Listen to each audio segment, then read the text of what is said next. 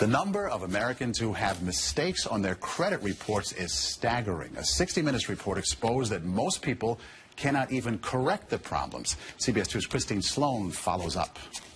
Meg Pasternak says a mistake on her credit report nearly destroyed her credit.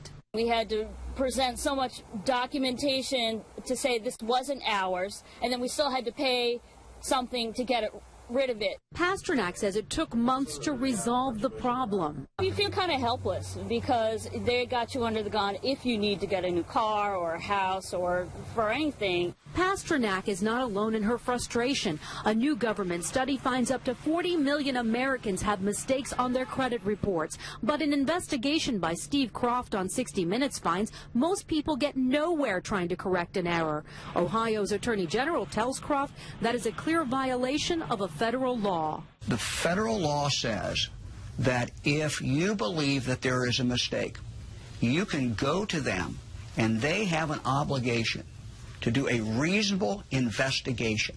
They're not doing a reasonable investigation. End result, if we're successful, is a deletion of that record from your credit report. The credit pros in Newark help people fight agencies like TransUnion and Experian. All the information they receive from a customer, they translate it into a code. They don't forward the letter and the proof of payment to the creditor.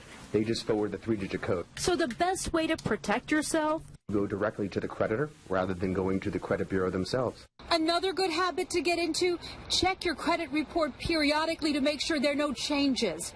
In Clark, New Jersey, Christine Sloan, CBS 2 News. And like 60 Minutes, we were unable to get an actual person at the 3 credit reporting agencies.